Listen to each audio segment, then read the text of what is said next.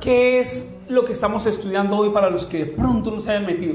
El estado laodicense de la iglesia Laodicea. ¿Por qué la estudiamos tanto? Porque la iglesia Laodicea es la iglesia que nos corresponde a esta generación. Entonces tenemos que entender cuál es el estado nuestro. Tenemos que entender cuál es el mensaje que Dios tiene para nosotros, para estos tiempos, para concluir la obra, porque en esta generación, en esta iglesia Laodicea, se acaba. Se acaba el tiempo de gracia, se acaba el tiempo del mundo, de la vida de este mundo, se acaban las oportunidades. Hermanos, ya no hay otra iglesia. Si tú miras la Biblia en Apocalipsis, son 7 iglesias, 7 épocas del cristianismo. Y estamos en la última. Ya tú miras en Apocalipsis 3 y ya nos sigue una octava. Por lo tanto, nos está indicando que aquí ya es donde viene Jesús.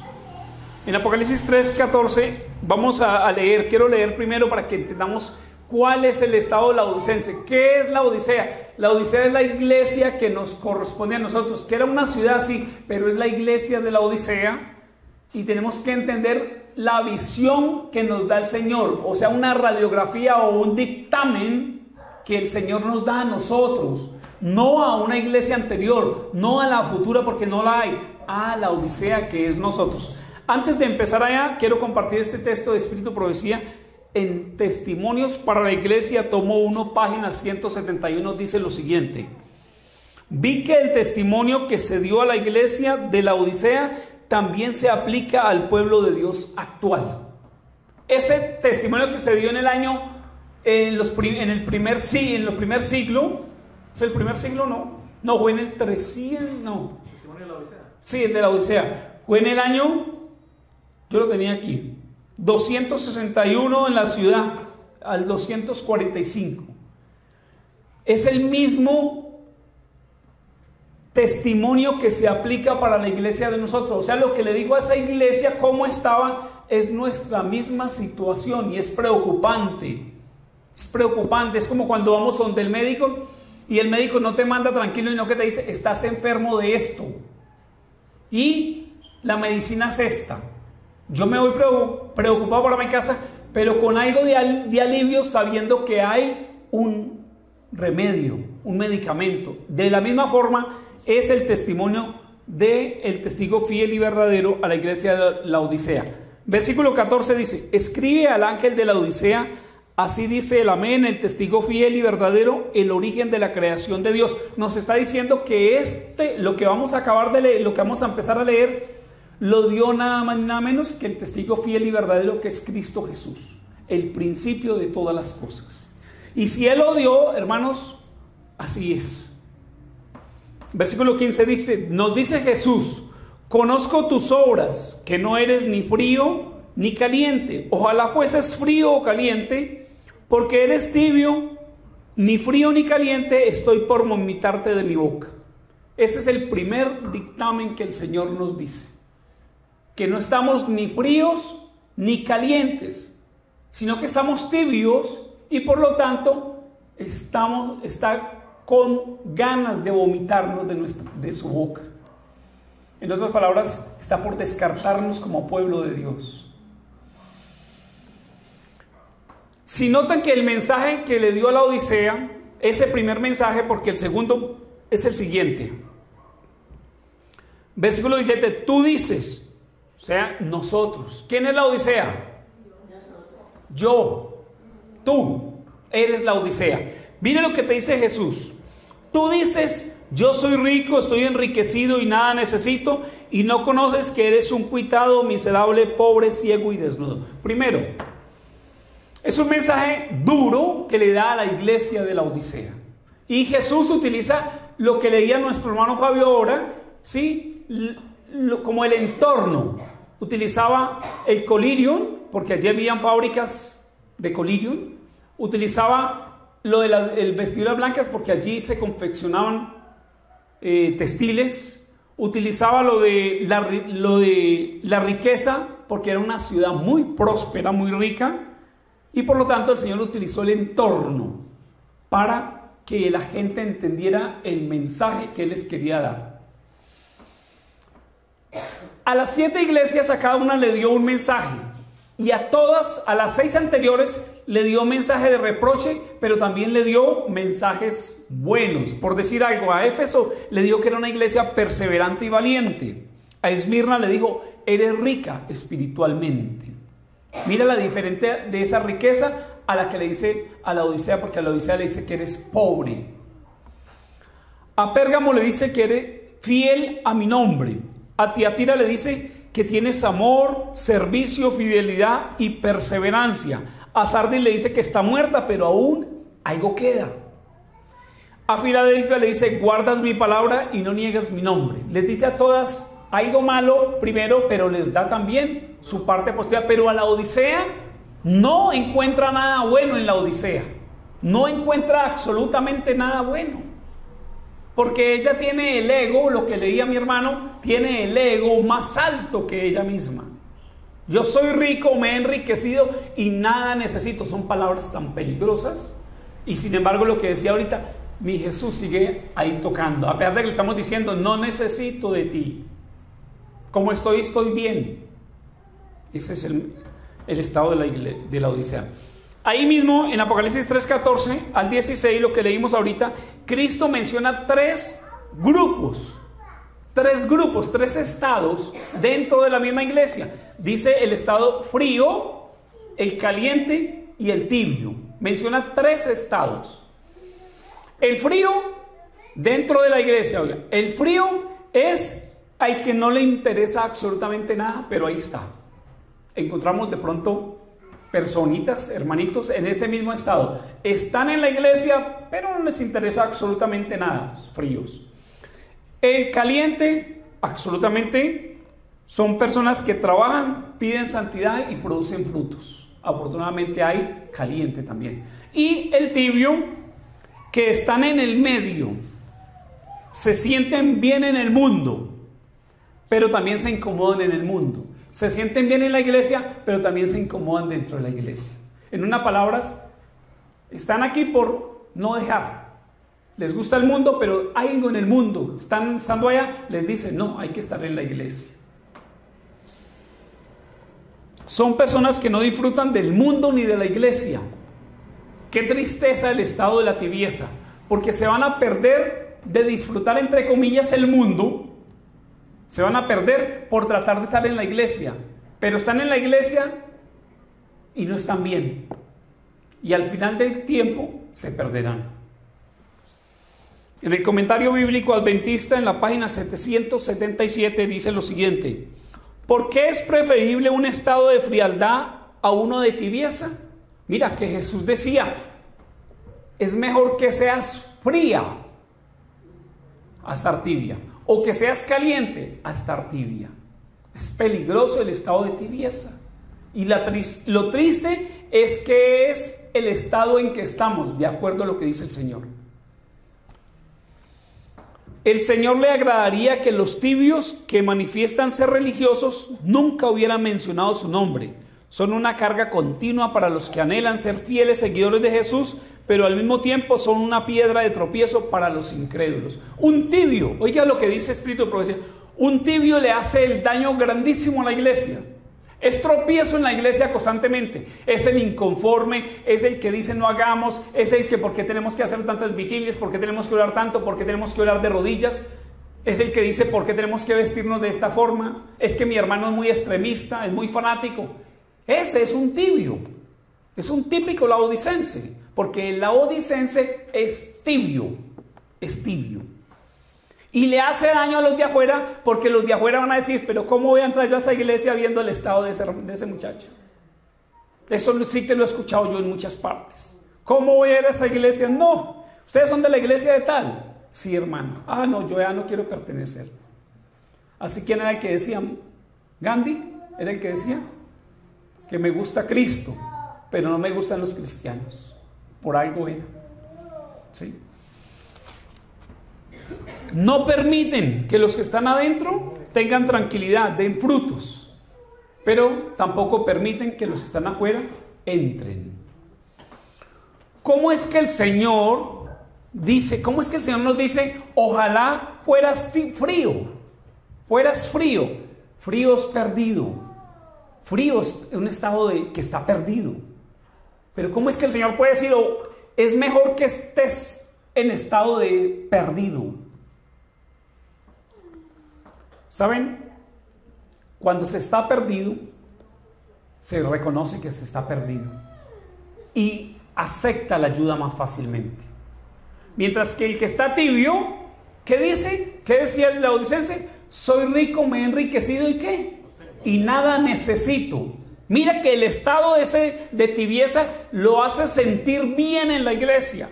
Yo soy buen cristiano, vengo los sábados a la iglesia, diezmo, hago obra misionera. Mira, se siente bien. Se siente bien. Hace días me llenó de espanto una hermana que queríamos ir a orar por ella. Está muy enferma.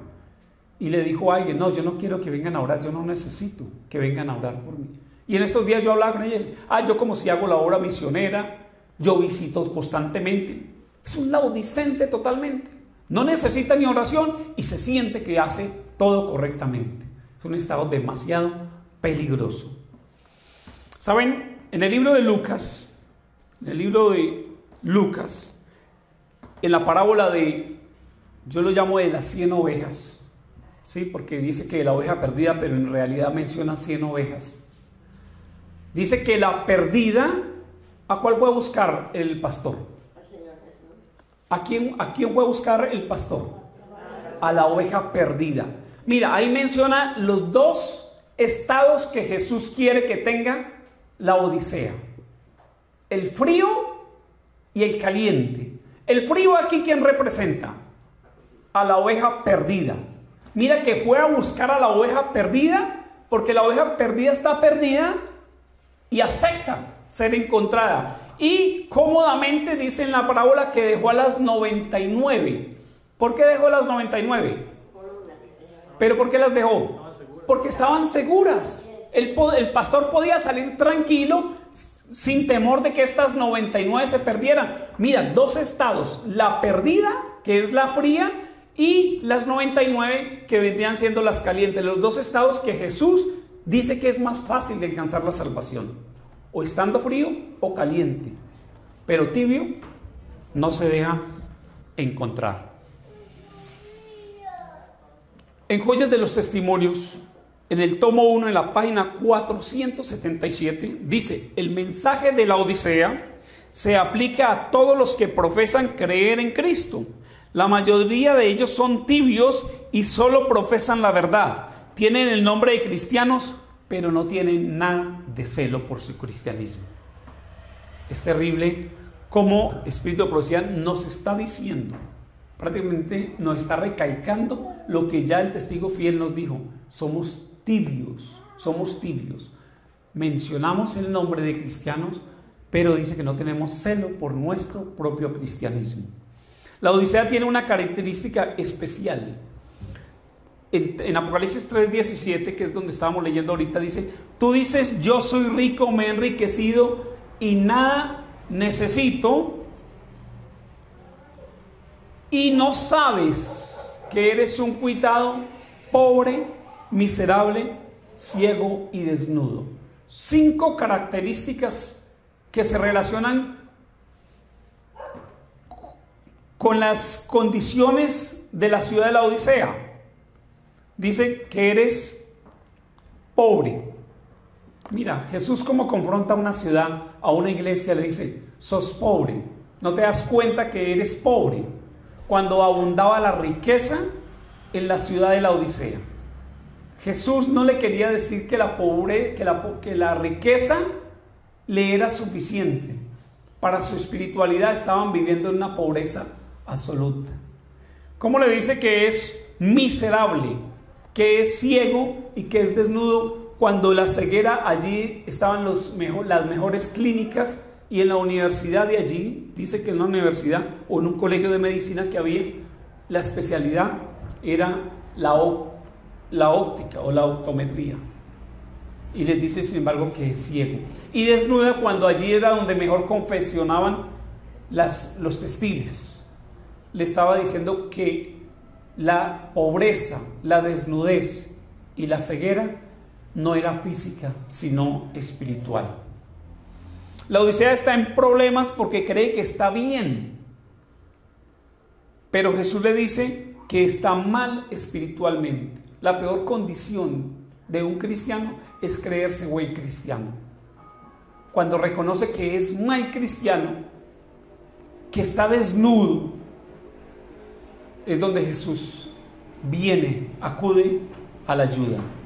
En el comentario bíblico, en el tomo 7, en la página 974, dice: de ellos, dice Cristo, os jactáis de ser ricos, de tener pequeñas victorias espirituales, pero en realidad no sois fríos ni calientes, sino que estáis llenos de una vana facultad, y a menos que os convirtáis, podrás ser salvos. ¿Saben? La jactancia o el ego que tiene aquí el laodicense es lo que lo está llevando a una perdición espiritual, de lo que ya hablaba nuestro hermano ahorita. Saben, hermanos, cuando se presentan temas fuertes, y esto lo hemos vivido algunos hermanos, cuando se presentan temas fuertes dentro de la iglesia, a veces recibimos el reproche. Este hermano sí viene a darle garrote a la iglesia, este hermano predica muy duro. ¿Saben? Aquellos hermanos que se levantan a criticarlo son los hermanos que están en un estado de laodicenses, están en un estado de laodicenses, porque no quieren que los desacomoden, porque creen que como están bien y no necesitan que les den ningún reproche. Nuestros líderes nos dicen que la iglesia está bien, que está creciendo, que se están bautizando miles y miles, pero el problema es que internamente la mundanalidad está creciendo.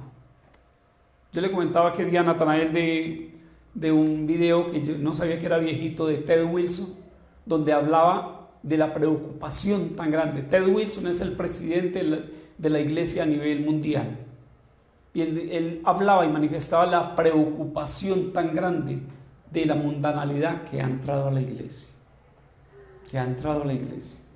porque les han colocado a nuestros líderes el reto de alcanzar blancos. Para mí el tema de los blancos es algo satánico, es algo que ha dañado la santidad de la iglesia.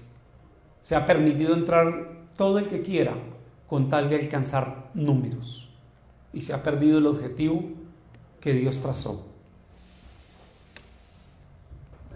Para que algo sea tibio, para que un agua sea tibia, ¿qué se debe mezclar? Caliente con fría.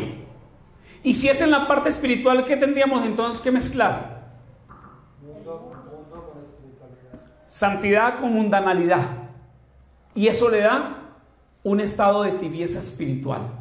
Entonces tenemos que notar que Jesús nos está diciendo: ustedes quieren vivir como cristianos, pero quieren vivir también el mundo. Eso es lo que nos arroja el estado de tibieza del cual el Señor nos habla en este mensaje.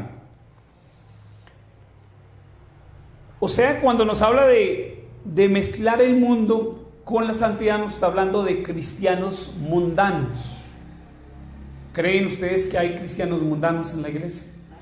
En Primeros Escritos, en la página 227, la hermana Elena de White nos da un mensaje. El Señor manda un mensaje a través de ella. Dice: los ministros ajustan sus sermones al gusto de los cristianos mundanos. Primero nos dicen que si hay cristianos mundanos, y que los predicadores ajustan sus sermones al gusto de ellos.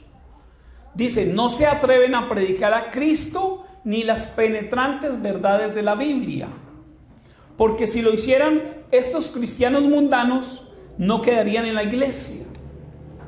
Sin embargo, como la mayoría de ellos son gente rica, los ministros procuran retenerlos, aunque no sean más merecedores de estar en la iglesia que Satanás y sus ángeles. Tremendo, a mí me parece tremendo ese mensaje, donde está diciendo que aquellos cristianos tibios a veces quieren retenerlos, así sea con su tibieza, con tal que no se vayan, porque si se van entonces se va algún dinero. Porque si se van, entonces se pierde el número. Porque creen que son los que sostienen la obra. Y se le olvida de pronto a muchos ministros que esta obra no la sostienen hombres ricos, sino que la sostiene Dios. La iglesia le falta ¿qué? Humildad. Le falta humildad. Me falta humildad. Cada uno, el mensaje de hoy es para ti, es para mí. El mensaje hoy es para cada uno de nosotros. Nos falta humildad, primero que todo. ¿Por qué? Porque el estado del laodicense es un hombre egocéntrico, autosuficiente. Y el autosuficiente es contrario al hombre humilde. La iglesia debería sentirse pobre para que Jesús le dé riqueza. Debería sentirse miserable. Debería sentirse desnuda para que Jesús la vista con su manto de justicia. Y debería sentirse ciega para que el Señor le dé el colirium que representa el Espíritu Santo. ¿Saben, hermanos? Cuando se carece del Espíritu Santo es donde la iglesia camina a ciegas. Comentario bíblico adventista en la página 778 dice: el que no sabe y no sabe que no sabe, casi no tiene esperanza. El que no sabe y no sabe que no sabe, casi no tiene esperanza. El hombre laodicense no sabe que no sabe nada. No sabe que carece de todo. No sabe que es pobre, no sabe que es ciego, no sabe que es desnudo. Por eso Jesús le dice: tú dices que eres, pero en realidad no lo eres. Tú dices que eres rico, pero realmente eres pobre. Tú dices que estás muy bien vestido y realmente estás desnudo. Así nos dice Jesús a nosotros. Este tema es para que revisemos tu espiritualidad y la mía, y la coloquemos ante la Biblia y encontremos toda la cantidad de falencias que tenemos, y nos lleve esto a doblar nuestras rodillas y decirle: Señor, perdóname porque soy pobre y creía que era rico. Señor, perdóname porque estoy desnudo, se está viendo mi pecado. Todos pueden observar mi pecado, yo también lo observo, pero me he hecho el ciego. Perdóname, Señor, y cúbreme con tu manto de justicia. Todo este tema nos tiene que llevar a Jesús, porque Jesús aquí se coloca como un mercader, pero no cualquier mercader, el único mercader que puede proveer las carencias o las falencias del típico laodicense. Por eso él dice: te aconsejo que compres de mí. Ni siquiera te obliga, dice: te aconsejo que compres de mí. Yo soy el único que te puedo proveer, dice Cristo Jesús. La Odisea no sabe que no sabe, se cree bien, se cree rica, y Jesús nos conoce a nosotros más que nosotros mismos. Jesús revisa tus pensamientos. Los que no han llegado a tu mente ya lo sabe Él.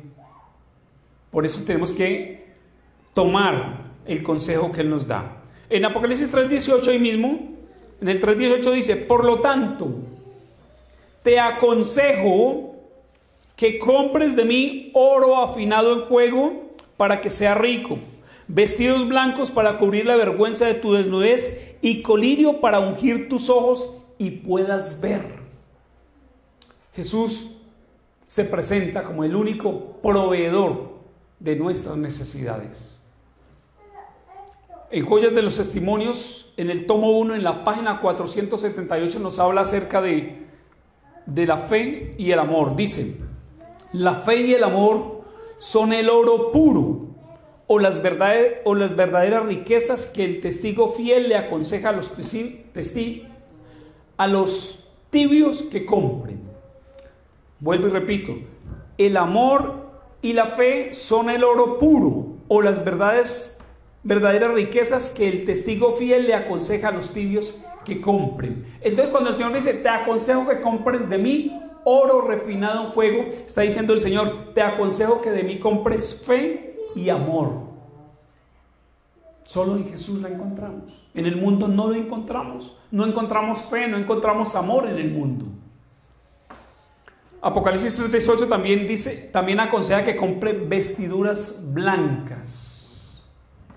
En Gálatas 3:27, Pablo nos habla acerca de las vestiduras blancas. Dice, todos los que habéis sido bautizados en Cristo, de Cristo habéis sido revestidos. Repito, todos los que habéis sido bautizados en Cristo, de Cristo habéis sido revestidos. Mira, las vestiduras que nosotros tenemos, nuestras hojas de higuera, no nos sirven para cubrir nuestra desnudez.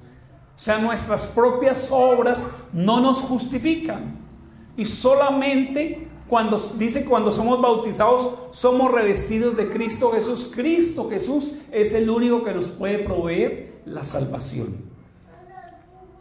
La hermana Elena de White, en Joyas de los Testimonios, en el tomo 1, también nos dice lo siguiente: la vestidura blanca es la pureza de carácter, la justicia de Cristo impartida al pecador, que puede comprarse únicamente de Cristo.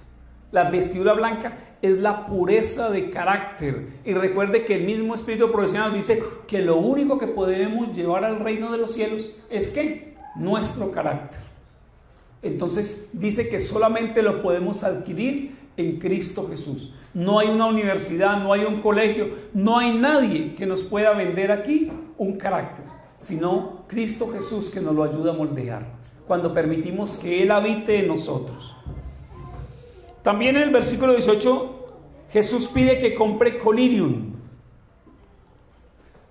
¿Qué es colirium?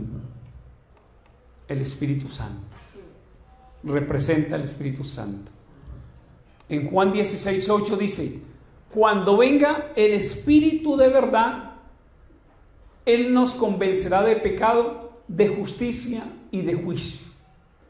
Cuando venga el Espíritu, el colirium que Jesús ofrece, dice que Él es el único que nos puede convencer de pecado, de justicia y de juicio. Porque el mundo cada día ve el pecado como parte del paisaje. Porque han rechazado el Espíritu Santo. El mundo rechaza al Espíritu Santo. Pero tristemente no solamente el mundo, sino también su propio pueblo. La iglesia también ha rechazado al Espíritu Santo. Por eso dicen Testimonios para la Iglesia en el tomo 8, en la página 28, dice: la ausencia del Espíritu Santo es lo que hace tan impotente el ministerio evangélico. La ausencia. O sea, lo que hablaba ahorita mi hermano Fabio, que Jesús, a través del Espíritu Santo, está a la puerta, llamando, ni siquiera tocando la puerta, está llamando, esperando que yo le permita entrar, para Él darme poder, que dijo en Hechos 1:8, dijo que cuando venga el Espíritu, cuando descienda sobre vosotros, habrá poder. La única forma que tendremos poder para vencer en este mundo de pecado es que permitamos que el Espíritu Santo entre en nosotros. Y concluyendo esta parte aquí, testimonio en Apocalipsis 3:20, que es muy conocido, que lo leía mi hermano ahorita, dice: yo estoy a la puerta y llamo. Si alguno oye mi voz y abre la puerta, entraré a su casa y cenaré con él y él conmigo. Mira, aquí ya nos habla de que Jesús nos presenta, nos da un dictamen médico de todos nuestros problemas espirituales. Nos da la receta médica, nos dice: necesitas vestiduras, necesitas oro refinado, necesitas colirio, te lo vendo. Y viene ese vendedor. En el versículo 20 nos presenta a ese comerciante. Porque Jesús se presenta como un comerciante, porque Él dice: te aconsejo que compres de mí.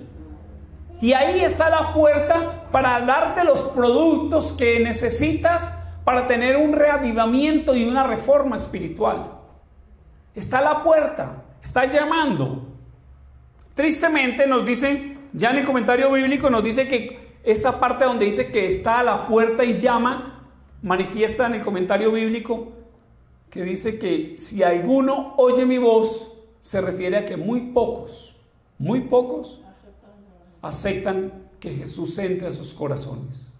Por eso cada vez el pueblo de Dios se va viendo más involucrado en el mundo, porque si el Espíritu Santo no está en mí, que es el que me convence de mi pecado, entonces permitiré que el pecado sea parte de mi vida, porque el único que me puede convencer es el Espíritu Santo. Toda la vida vivimos, antes de conocer a Jesús, toda la vida vivimos convencidos de que vivir en adulterio no era pecado, que fornicar no era pecado, que violar el sábado no era pecado, hasta que permitimos que el Espíritu Santo, Jesús a través del Espíritu Santo, empezara a hablar a nuestro corazón y convencernos de que todo eso era pecado. En Testimonios para la Iglesia, en el tomo 1, en la página 227, dice lo siguiente: si la iglesia se levantara, primero que todo nos dice, la iglesia está dormida, está acostada. Si la iglesia se levantara, el Señor regresaría a ella. ¿Por qué regresaría a ella? ¿Por qué regresa alguien? ¿Cuándo regresa alguien? Cuando se ha ido. Y le daría su Espíritu Santo. ¿Por qué le daría el Espíritu Santo? Porque no lo tiene. Jesús no va a ofrecer algo que ya tiene, ni va a regresar a una parte donde ya está. Entonces tenemos un dictamen también de Espíritu de Profecía donde nos dice: la iglesia ha entrado tanto la mundanalidad que ha sacado a Jesús. La iglesia puede tener universidades y tal vez nos mofamos de tener universidades, hospitales, bautizar miles de personas todos los días. A nivel estadísticas es la iglesia que más está bautizando a nivel del mundo cada día. Puede tener todo eso, pero no tiene lo que tenía la humilde iglesia de Hechos de los Apóstoles. ¿Qué tenía? El Espíritu Santo. Y en abundancia. Y hacía prodigios. Y hacía milagros. Y se despojaban de todo, porque tenían el Espíritu Santo. El último pasaje de Espíritu de Profecía dice: el colirio es aquella sabiduría que nos habilita para discernir entre lo bueno y lo malo y para reconocer el pecado bajo cualquier disfraz. Jesús le presenta a la iglesia de la Odisea un contraste. Personas que eran autosuficientes en riqueza y les mostraba su pobreza espiritual. Personas que vivían de los textiles y les dijeron que estaban desnudos. Y personas donde abundaba la salud visual y les dijo que eran tristemente ciegos.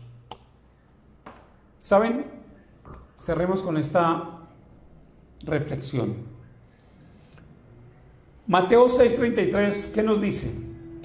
Mas buscad primeramente el reino de Dios y su justicia, y todas las demás cosas vendrán por añadidura. ¿Saben? Una de las características del tibio es que a Jesús lo tiene como un agregado en su vida, no lo tiene como un todo de donde se desprenden las demás cosas. Una característica del tibio es que a Dios le regala el tiempo que le sobra. A Dios le da solamente la adoración el sábado. Es una característica del tibio. Y otra característica que saqué del tibio es que el tibio siempre se consuela comparándose con los demás pecadores, con los que están más fríos que él. Característica ¿recuerdan? Del fariseo y el publicano. Decía el fariseo: gracias, Señor, porque no soy como los demás hombres. Ayuno 3 veces a la semana, doy diezmos. Se mofaba de lo que era y realmente era un tibio. Mientras que el publicano, que era un hombre rechazado por el pueblo, dice que ni siquiera se levantaba el rostro para orar, sino que cayó de rodillas. Y lo único que decía: sé propicio conmigo, que soy pecador. Mira la diferencia entre un hombre que aparentemente era frío y resultó un hombre caliente espiritualmente buscando a Jesús. Y el otro, el fariseo, que suponía que era el hombre fervoroso que conocía la ley, resultó ser un tibio espiritualmente, comparándose con los demás. ¿Qué características de tibieza tenemos nosotros y en cuáles tenemos que trabajar? Primero, reconozcamos humildemente que carecemos de vestiduras de justicia, que somos pobres, que somos miserables y que somos ciegos porque nos tropezamos constantemente y caemos en el pecado. Cuando tomamos la actitud humilde del publicano, el Señor vendrá en nuestra ayuda y nos cubrirá con sus vestiduras, nos hará ricos en la fe y en el amor y nos dará su Espíritu Santo. Hermanitos, que hoy estas 3 horas que hemos destinado para encontrarnos con el Señor nos ayuden a crecer espiritualmente. Velad y orad para que no caigáis en tentación. Dios les bendiga, mis queridos hermanos. Les invito a que oremos y terminemos entonando un himno. Vamos a pararnos para que oremos.